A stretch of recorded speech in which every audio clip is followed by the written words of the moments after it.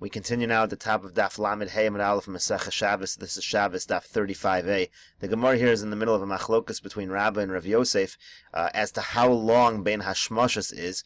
Rabbah said it was the amount of time it takes to walk 3/4 of a meal, and the Gemara now explains the position of Rav Yosef. Trei tilse meal. It's the amount of time it takes to walk 2/3 of a meal. So it emerges that Rav Yosef's time period is slightly shorter than Rabbah's, and the Gemara says, "My Beinayu, what's the difference in time between them?" Ika Beinayu palga de dinka. The difference is a palga de dinka, half a dinka. Rashi here explains, palga de dinka echad miyud beis b'meal. It ends up being 1/12 of a meal is the difference.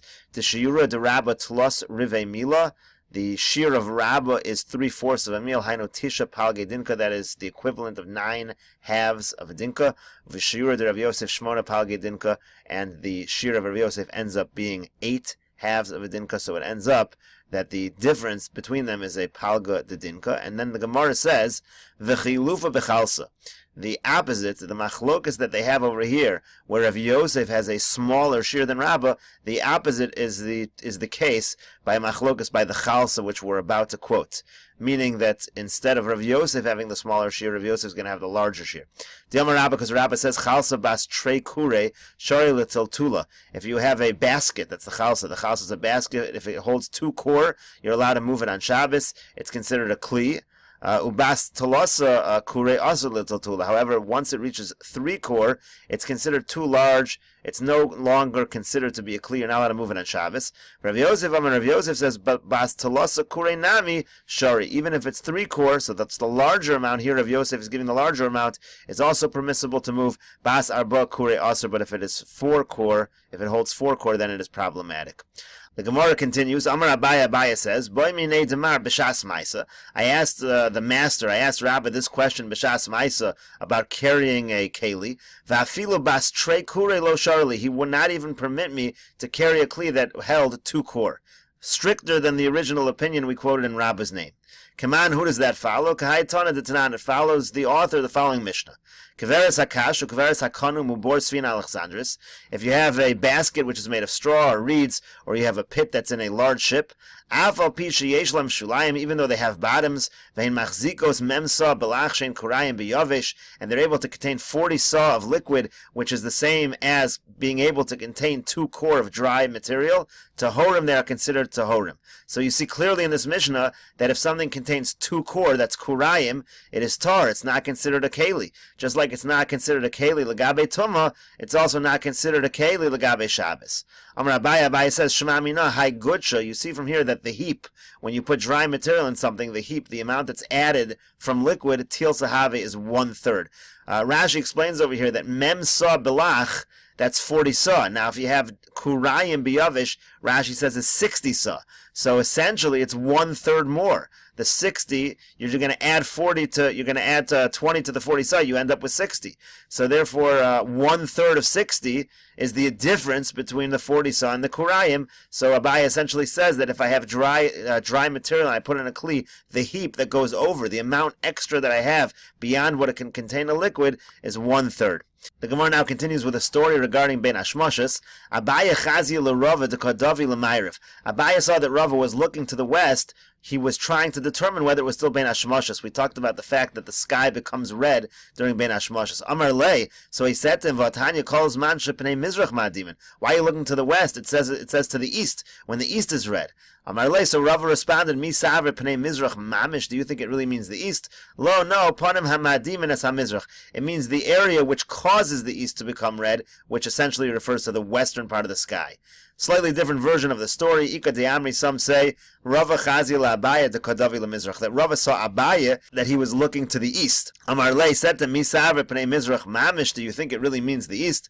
Panim hamadimin es hamizrach. It really means the face of the sky, which causes the east to become red. The simonech kivasa, and the simon to understand this is a window. Rashi explains that when the sun goes down by a window, so it will cause the wall on the opposite end to turn red. Gemara now continues. Reb Nechemia says, Kedei sheyeholech adam mishatishka hacham achatzi mil. So Reb Nechemia's opinion was that the amount of time that is bein hashmashas is the amount of time it takes to walk from when the sun sets a half a meal. Meaning, if the sun sets and you walk a half a meal, at that point you're going to know it's nighttime. Amar Rav Chanina says, Harotza leida shiura shel Rab Nechemya. If you want to know the shir of Rab Nechemya, Yaniya chama berosh hakarmel, you should leave the sun when it's at the top of Har HaKarmel.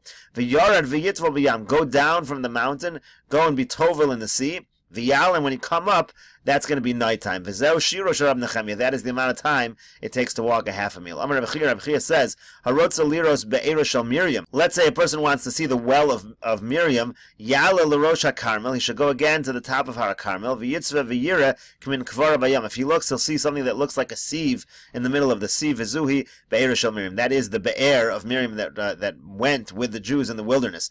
Amar Rav says, mayin hamataltel tar. If you have a well which moves, it is still considered tar. It's not considered a keli. V'zeu be'er shel Miriam. The only example of that is the be'er of Miriam. Rashi says there's only one example of that in the history of the world.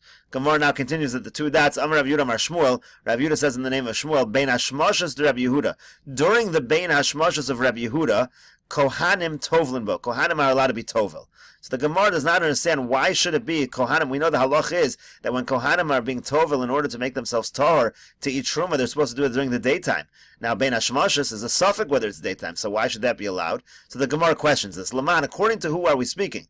Ilema Rabbi Yehuda. If we're talking about according to Rabbi Yehuda, Sveikahu. Obviously, Bein Hashmashas of Rabbi Yehuda, according to Rabbi Yehuda, is a suffix. Certainly cannot be tovel. Ela ben hashmashas Rabbi Yehuda le Rabbi Yossi. So it must be what Shmuel was saying was that according to Rabbi Yossi, the ben hashmashas of Rabbi Yehuda is still daytime. Another way to say that would be that the ben hashmashas of Rabbi Yossi, which is Keherifayin, is after the ben hashmashas of Rabbi Yehuda. So the Gemara says Kohanim tovelim, but the fact that the Kohanim can be tovel according to Rabbi Yossi and Rabbi Yehuda's ben hashmashas pshita isn't that obvious. Gemara says no, it's not obvious. Ma'od tema ben hashmashas Rabbi Yossi meishach shayich with Rabbi Yehuda. There might have been an overlap. Maybe the ben hashmashas of Rabbi Yossi overlaps with the ben hashmashas of Rabbi Yehuda. Kamash Malon, it comes to teach us to shalom ben hashmashas Rabbi Yehuda that the ben hashmashas of Rabbi Yehuda is complete. V'hadar maschil ben hashmashas Rabbi Yossi, and then begins the ben hashmashas of Rabbi Yossi. Amar Rabba bar Bar Chana, Amar Rabbi Yochanan. Rabba bar Bar Chana says in the name of Rabbi Yochanan, Halacha k'Rabbi Yehuda l'inyan Shabbos. The halacha is like Rabbi Yehuda when it comes to Shabbos. Halacha k'Rabbi Yossi l'inyan Truma. And the halacha is like Rabbi Yossi when it comes to Truma. Now again, a very strange comment. Why should the halacha follow one ben hashmashas for Shabbos and the other one for Rabbi Yossi? So the Gemara now asks, Bishlama halacha k'Rabbi Yehuda l'inyan Shabbos. I could understand what we mean when we say that we follow Rabbi Yehuda for Shabbos l'chumra. What we really mean is we go l'chumra. We have to be choshesh of the ben hashmashas of Rabbi Yehuda l'inyan Shabbos. Rashi here explains, Bishlam halacha Rabbi Yehuda in Shabbos l'chumra kilomar. What he means to say is, midakam Rabbi Yochanan halacha Rabbi Yehuda lahachi v'halacha Rabbi Yossi lahachi. From the fact that Rabbi Yochanan says the halacha is like Rabbi Yehuda in one way and Rabbi Yossi in the other case, shema mina misafkale. Clearly he has a doubt.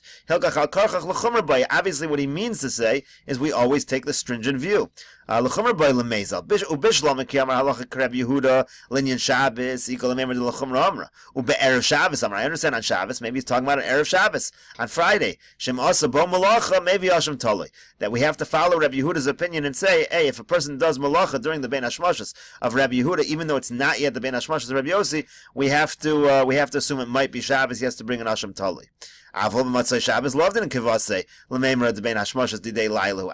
On the other hand, on Matzei Shabbos, we wouldn't be lenient in such a situation and say that ben hashmashas is already lailu. That we wouldn't do.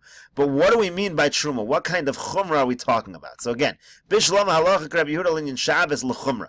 I understand when we say the halacha is like Rabbi Yehuda for Shabbos, it means we're going l'chumrah. So on Friday night, we're going to assume like Rabbi Yehuda and assume the night comes earlier. Aval inyan truma ma'ahi. But when it comes to truma, what do we mean to say that the halacha is like Rabbi Yossi? If you say it means in terms of being tovel in the mikvah, sveikahi, it's a suffix. Rashi again explains, that it means that Kohanim are allowed to be tovel during the ben hashmashas of Rabbi Yehuda because we follow Rabbi Yossi. Can it come Rabbi Yossi, as Rabbi Yossi would say, that wouldn't be a chumrah, that would be a kula. So that cannot be what we mean, that we follow Rabbi Yossi linyan truma. So the Gemara will continue to try to understand what does it mean we follow Rabbi Yossi linyan truma on Daf Lamed Hey and Beis, and we'll see that in the next video.